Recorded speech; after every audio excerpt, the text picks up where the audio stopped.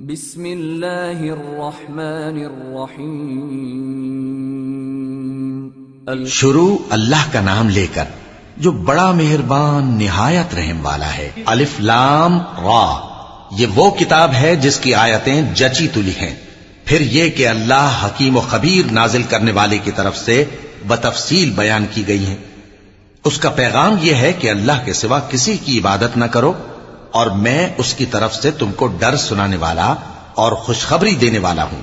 اور یہ کہ اپنے پروردگار سے بخشش مانگو اور اس کے آگے توبہ کرو، وہ تم کو ایک وقت مقرر تک متاع نیک سے بہرہ مند کرے گا اور ہر لائق فضیلت کو اس کی فضیلت دے گا۔ اور اگر روگردانی کرو گے تو مجھے تمہارے بارے میں قیامت کے بڑے دن کے عذاب کا ڈر ہے۔ تم سب کو اللہ کی طرف لوٹ کر جانا ہے اور وہ ہر چیز پر قادر ہے۔ دیکھو، یہ اپنے سینوں کو دوہرا کرتے ہیں تاکہ اللہ سے چھپ جائیں۔ سن رکھو، جس وقت یہ اپنے کپڑوں میں لپٹ رہے ہوتے ہیں تب بھی وہ ان کی چھپی اور کھلی باتوں کو جانتا ہے۔ وہ تو دلوں کی باتوں تک سے آگاہ ہے، اور زمین پر کوئی چلنے پھرنے والا نہیں مگر اس کا رزق اللہ کے ذمے ہے۔ وہ اس کے رہنے کی جگہ کو بھی جانتا ہے اور جہاں سونپا جاتا ہے اسے بھی۔ یہ سب کچھ کتاب روشن میں لکھا ہوا ہے۔ اور وہی تو ہے جس نے آسمانوں اور زمین کو 6 دن میں بنایا، اور اس وقت اس کا عرش پانی پر تھا۔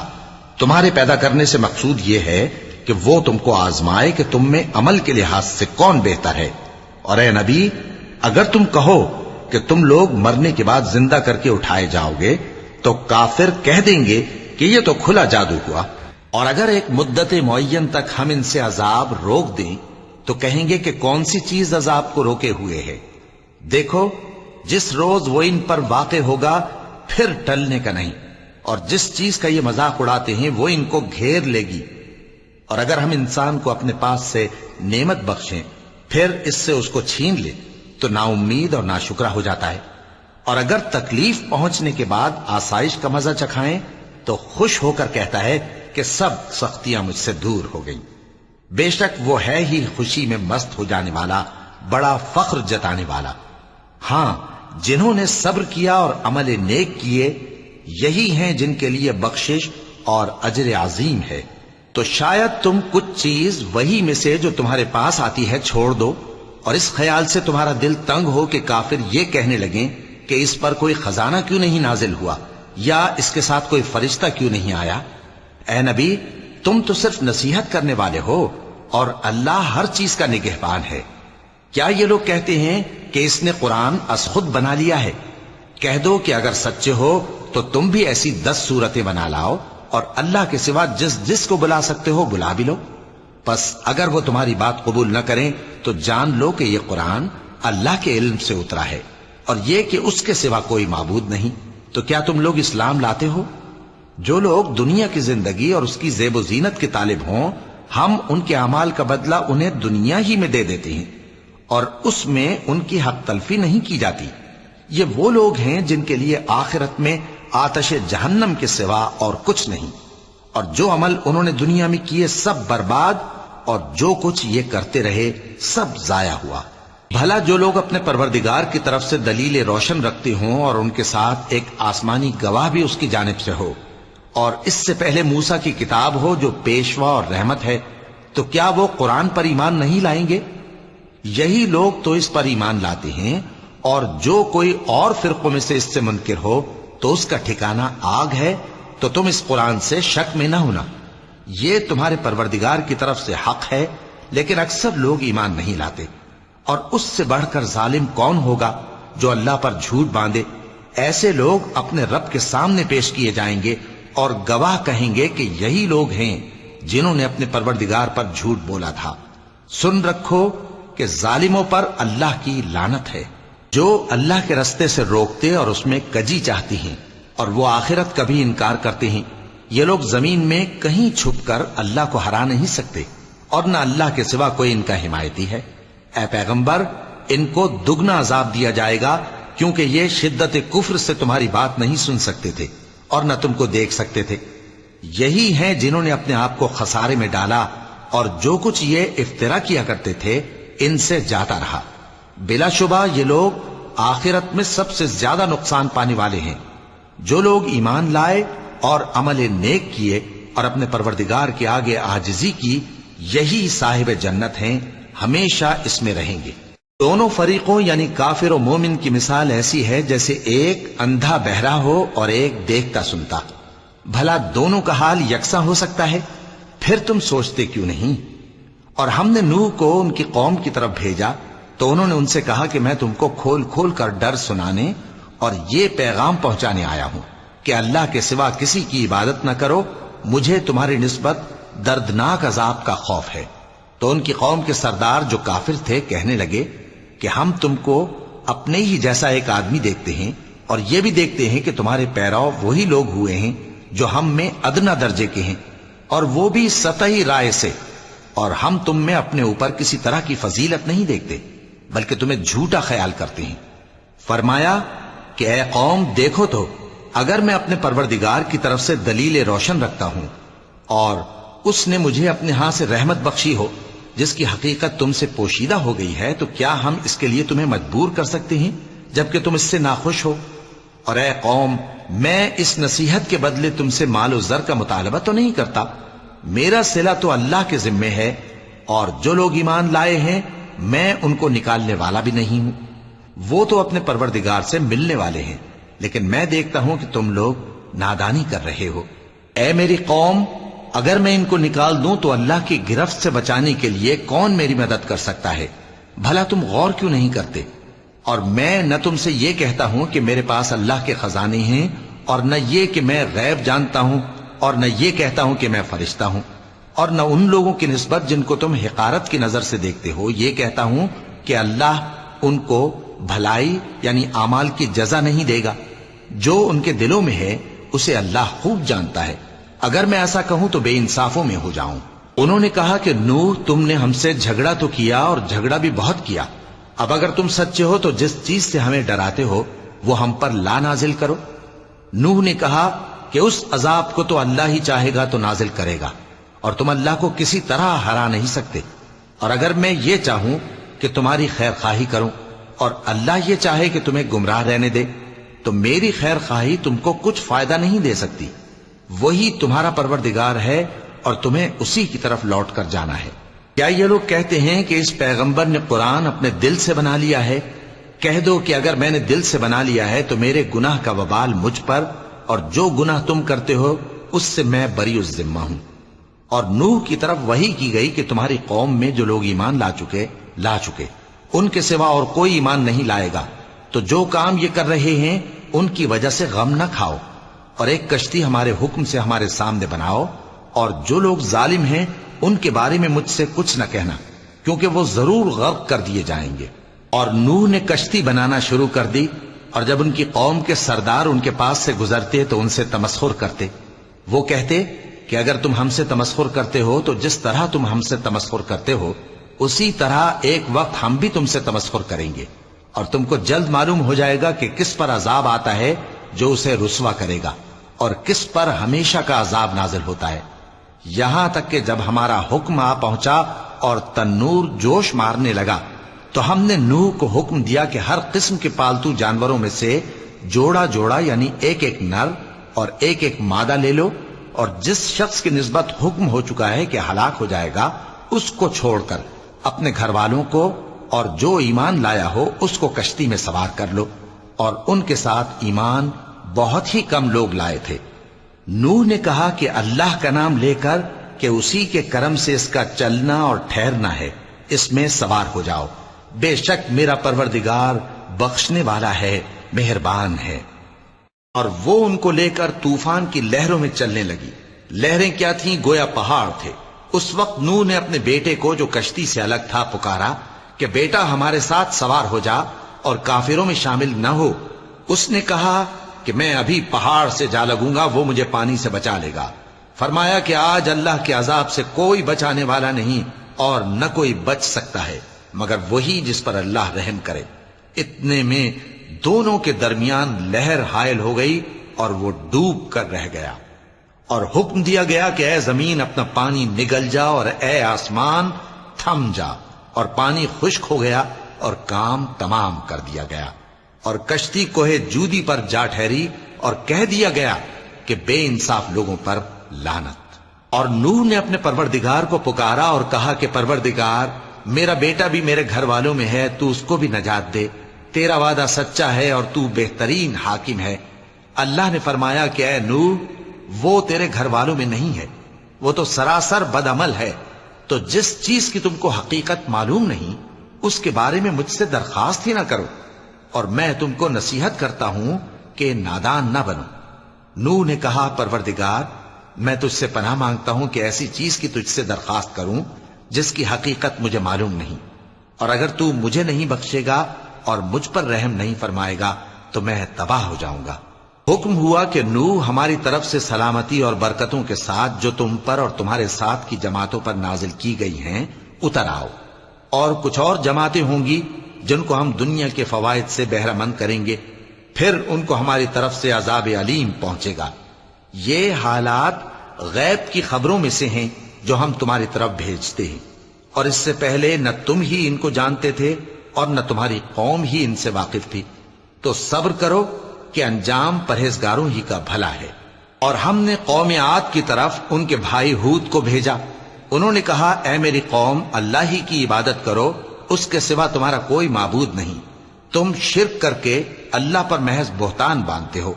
میری قوم، میں اس واعظ و نصیحت کا تم سے کچھ صلہ نہیں مانگتا، میرا صلہ تو اس کے ذمے ہے جس نے مجھے پیدا کیا، بھلا تم سمجھتے کیوں نہیں؟ اور اے قوم، اپنے پروردگار سے بخشش مانگو، پھر اس کے آگے توبہ کرو، وہ تم پر آسمان سے موسلا دھار بارش برسائے گا اور تمہاری طاقت پر طاقت بڑھائے گا، اور دیکھو گناہگار بن کر روگردانی نہ کرو۔ وہ بولے ہود، تم ہمارے پاس کوئی دلیل ظاہر نہیں لائے، اور ہم صرف تمہارے کہنے سے نہ اپنے معبودوں کو چھوڑنے والے ہیں اور نہ تم پر ایمان لانے والے ہیں۔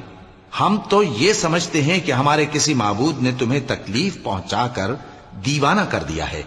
انہوں نے کہا کہ میں اللہ کو گواہ کرتا ہوں اور تم بھی گواہ رہو کہ جن کو تم اللہ کا شریک بناتے ہو میں ان سے بیزار ہوں، یعنی جن کی اللہ کے سوا عبادت کرتے ہو، تو تم سب مل کر میرے بارے میں جو تدبیر کرنی چاہو کر لو اور مجھے مہلت نہ دو۔ میں اللہ پر جو میرا اور تمہارا سب کا پروردگار ہے بھروسہ رکھتا ہوں۔ زمین پر جو چلنے پھرنے والا ہے وہ اللہ کے قبضہ قدرت میں ہے، بے شک میرا پروردگار سیدھے رستے پر ہے۔ اب اگر تم روگردانی کرو گے تو جو پیغام میرے ذریعے تمہاری طرف بھیجا گیا ہے وہ میں نے تمہیں پہنچا دیا ہے، اور میرا پروردگار تمہاری جگہ اور لوگوں کو لا بسائے گا، اور تم اللہ کا کچھ بھی نہیں بگاڑ سکو گے۔ میرا پروردگار تو ہر چیز پر نگہبان ہے۔ اور جب ہمارا حکم عذاب آ پہنچا تو ہم نے ہود کو اور جو لوگ ان کے ساتھ ایمان لائے تھے ان کو اپنی مہربانی سے بچا لیا اور انہیں عذاب شدید سے نجات دی۔ یہ وہی قوم عاد ہے جس نے اللہ کی نشانیوں سے انکار کیا اور اس کے پیغمبروں کی نافرمانی کی اور ہر سرکش و متکبر کا کہا مانا، اور اس دنیا میں بھی لعنت ان کے پیچھے لگی رہی اور قیامت کے دن بھی لگی رہے گی۔ دیکھو قوم عاد نے اپنے پروردگار سے کفر کیا، اور سن رکھو قوم عاد پر پھٹکار ہے جو ہود کی قوم تھی۔ اور قوم سمود کی طرف ان کے بھائی صالح کو بھیجا تو انہوں نے کہا اے قوم، اللہ ہی کی عبادت کرو، اس کے سوا تمہارا کوئی معبود نہیں، اسی نے تم کو زمین سے پیدا کیا اور اس میں آباد کیا، تو اس سے مغفرت مانگو اور اس کے آگے توبہ کرو، بے شک میرا پروردگار نزدیک بھی ہے اور دعا کا قبول کرنے والا بھی ہے۔ انہوں نے کہا کہ صالح، اس سے پہلے ہم تم سے کئی طرح کی امیدیں رکھتے تھے، اب وہ منقطع ہو گئی۔ کیا تم ہم کو ان چیزوں سے منع کرتے ہو جن کو ہمارے بزرگ پوجتے آئے ہیں؟ اور جس بات کی طرف تم ہمیں بلاتے ہو اس کی طرف سے ہم بڑے بھاری شک میں ہیں۔ صالح نے کہا اے میری قوم، بھلا دیکھو تو اگر میں اپنے پروردگار کی طرف سے کھلی دلیل پر ہوں اور اس نے مجھے اپنے ہاتھ سے نبوت کی نعمت بخشی ہو، تو اگر میں اللہ کی نافرمانی کروں تو اس کے سامنے میری کون مدد کرے گا؟ تم تو کفر کی باتوں سے میرا نقصان ہی کرتے ہو۔ اور یہ بھی کہا کہ اے قوم، یہ اللہ کی اونٹنی تمہارے لیے ایک نشانی یعنی معجزہ ہے، تو اس کو چھوڑ دو کہ اللہ کی زمین میں جہاں چاہے چرتی پھرے، اور اس کو کسی طرح کی تکلیف نہ دینا ورنہ تمہیں جلد عذاب آ پکڑے گا۔ مگر انہوں نے اس کو کاٹ ڈالا تو صالح نے کہا کہ اپنے گھروں میں 3 دن اور فائدے اٹھا لو، یہ وعدہ ہے کہ جھوٹا نہ ہوگا۔ پس جب ہمارا حکم آ گیا تو ہم نے صالح کو اور جو لوگ ان کے ساتھ ایمان لائے تھے ان کو اپنی مہربانی سے بچا لیا اور اس دن کی رسوائی سے محفوظ رکھا۔ بے شک تمہارا پروردگار طاقتور ہے، زبردست ہے۔ اور جن لوگوں نے ظلم کیا تھا ان کو چنگھاڑ کی صورت میں عذاب نے آ پکڑا تو وہ اپنے گھروں میں اوندھے پڑے رہ گئے، گویا کبھی ان میں بسے ہی نہ تھے۔ سن رکھو کہ قوم سمود نے اپنے پروردگار سے کفر کیا، اور سن رکھو قوم سمود پر پھٹکار ہے۔ اور ہمارے فرشتے ابراہیم کے پاس بشارت لے کر آئے تو سلام کہا، انہوں نے بھی جواب میں سلام کہا۔ ابھی کچھ وقفہ نہیں ہوا تھا کہ ابراہیم ایک بھنا ہوا بچڑا لے آئے۔ پھر جب دیکھا کہ ان کے ہاتھ کھانے کی طرف نہیں بڑھتے، یعنی وہ کھانا نہیں کھاتے، تو ان کو اجنبی سمجھ کر دل میں خوف کیا۔ فرشتوں نے کہا کہ خوف نہ کیجیے، ہم قوم لوط کی طرف ان کے ہلاک کرنے کو بھیجے گئے ہیں۔ اور ابراہیم کی بیوی جو پاس کھڑی تھی ہنس پڑی، تو ہم نے اس کو اسحاق کی اور اسحاق کے بعد یعقوب کی خوشخبری دی۔ اس نے کہا، اے میرے بچہ ہوگا، میں تو بڑھیا ہوں اور یہ میرے میاں بھی بوڑھے ہیں، یہ تو بڑی عجیب بات ہے۔ انہوں نے کہا، کیا تم اللہ کی قدرت سے تعجب کرتی ہو؟ اے اہل بیت، تم پر اللہ کی رحمت اور اس کی برکتیں ہیں، وہ لائق تعریف ہے، بڑا ہے۔ پھر جب ابراہیم سے خوف جاتا رہا اور ان کو خوشخبری بھی مل گئی تو قوم لوط کے بارے میں لگے ہم سے بحث کرنے۔ بے شک ابراہیم بڑے تحمل والے، نرم دل اور رجوع کرنے والے تھے۔ اے ابراہیم، اس بات کو جانے دو، تمہارے پروردگار کا حکم آ پہنچا ہے اور ان لوگوں پر عذاب آنے والا ہے جو کبھی نہیں ٹلنے کا۔ اور جب ہمارے فرشتے لوط کے پاس آئے تو وہ ان کے آنے سے غمناک اور تنگ دل ہوئے اور کہنے لگے کہ آج کا دن بڑی مشکل کا دن ہے۔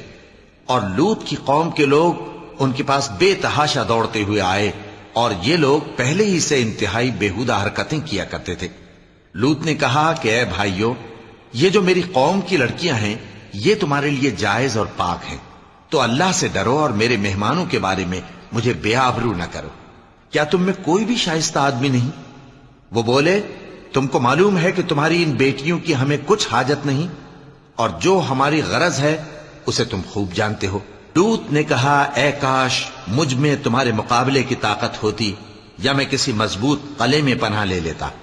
فرشتوں نے کہا، اے لوط، ہم تمہارے پروردگار کے فرشتے ہیں، یہ لوگ ہرگز تم تک نہیں پہنچ سکیں گے، تو کچھ رات رہے سے اپنے گھر والوں کو لے کر چل دو، اور تم میں سے کوئی شخص پیچھے مڑ کر نہ دیکھے مگر تمہاری بیوی کے جو آفت ان پر پڑنے والی ہے وہی اس پر بھی پڑے گی۔ ان کے عذاب کے وعدے کا وقت صبح ہے، اور کیا صبح کچھ دور ہے؟ پھر جب ہمارا حکم آیا ہم نے اس بستی کو الٹ کر نیچے اوپر کر دیا اور ان پر پتھر کی تہ بتہ کنکریاں برسائیں جن پر تمہارے پروردگار کے ہاں سے نشان کیے ہوئے تھے، اور وہ بستی ان ظالموں سے کچھ دور نہیں۔ اور مدین کی طرف ان کے بھائی شعیب کو بھیجا تو انہوں نے کہا کہ اے قوم، اللہ ہی کی عبادت کرو کہ اس کے سوا تمہارا کوئی معبود نہیں، اور ناپ اور تول میں کمی نہ کیا کرو، میں تو تم کو آسودہ حال دیکھتا ہوں، اور اگر تم ایمان نہ لاؤ گے تو مجھے تمہارے بارے میں ایک ایسے دن کے عذاب کا خوف ہے جو تم کو گھیر کر رہے گا۔ اور اے میری قوم، ناپ اور تول انصاف کے ساتھ پوری کیا کرو، اور لوگوں کو ان کی چیزیں کم نہ دیا کرو، اور زمین میں خرابی کرتے نہ پھرو۔ اگر تم کو میرے کہنے کا یقین ہو تو اللہ کا دیا ہوا نفع ہی تمہارے لیے بہتر ہے، اور میں تمہارا نگہبان نہیں ہوں۔ انہوں نے کہا، اے شعیب، کیا تمہاری نماز تمہیں یہ سکھاتی ہے کہ جن کو ہمارے باپ دادا پوجتے آئے ہیں ہم ان کو ترک کر دیں، یا اپنے مال میں تصرف کرنا چاہیں تو نہ کریں؟ تم تو بڑے نرم دل اور بڑے سیدھے ہو۔ انہوں نے کہا کہ اے قوم، دیکھو تو، اگر میں اپنے پروردگار کی طرف سے دلیل روشن پر ہوں اور اس نے اپنے ہاں سے مجھے نیک روزی دی ہو تو کیا میں اپنا فرض ادا نہ کروں؟ اور میں نہیں چاہتا کہ جس بات سے میں تمہیں منع کروں خود اس کو کرنے لگوں۔ میں تو جہاں تک مجھ سے ہو سکے تمہارے معاملات کی اصلاح چاہتا ہوں، اور اس بارے میں مجھے توفیق کا ملنا اللہ ہی کے فضل سے ہے۔ میں اسی پر بھروسہ رکھتا ہوں اور اسی کی طرف رجوع کرتا ہوں۔ اور اے قوم، میری مخالفت تم سے کوئی ایسا کام نہ کرا دے کہ جیسی مصیبت نوح کی قوم یا ہود کی قوم یا صالح کی قوم پر واقع ہوئی تھی ویسی ہی مصیبت تم پر واقع ہو. اور لوط کی قوم کا زمانہ تو تم سے کچھ دور نہیں. اور اپنے پروردگار سے بخشش مانگو اور اس کے آگے توبہ کرو. بے شک میرا پروردگار بڑا مہربان ہے، بہت محبت کرنے والا ہے.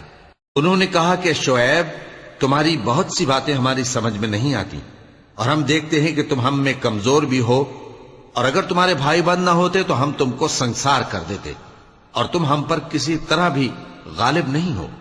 انہوں نے کہا کہ اے قوم، کیا میرے بھائی بندوں کا دباؤ تم پر اللہ سے زیادہ ہے، اور اس کو تم نے پیٹھ پیچھے ڈال رکھا ہے؟ میرا پروردگار تو تمہارے سب اعمال کا احاطہ کیے ہوئے ہے. اور اے قوم، تم اپنی جگہ کام کیے جاؤ، میں اپنی جگہ کام کیے جاتا ہوں. تم کو ان قریب معلوم ہو جائے گا کہ رسوا کرنے والا عذاب کس پر آتا ہے اور جھوٹا کون ہے. اور تم بھی انتظار کرو، میں بھی تمہارے ساتھ انتظار کرتا ہوں.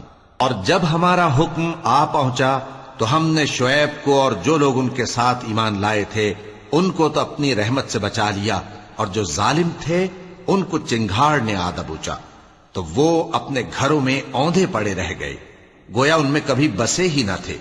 سن رکھو کہ مدین پر ویسی ہی پھٹکار ہے جیسی سمود پر پھٹکار تھی. اور ہم نے موسیٰ کو اپنی نشانیاں اور دلیل روشن دے کر بھیجا فرعون اور اس کے سرداروں کی طرف، تو وہ فرعون ہی کے حکم پر چلتے رہے، حالانکہ فرعون کا حکم درست نہیں تھا. وہ قیامت کے دن اپنی قوم کے آگے آگے چلے گا، پھر ان کو دوزخ میں جا اتارے گا، اور جس مقام پر وہ اتارے جائیں گے وہ برا ہے. اور اس جہان میں بھی لعنت ان کے پیچھے لگا دی گئی، اور قیامت کے دن بھی پیچھے لگی رہے گی. جو انعام ان کو ملا ہے برا ہے. یہ پرانی بستیوں کے تھوڑے سے حالات ہیں جو ہم تم سے بیان کرتے ہیں.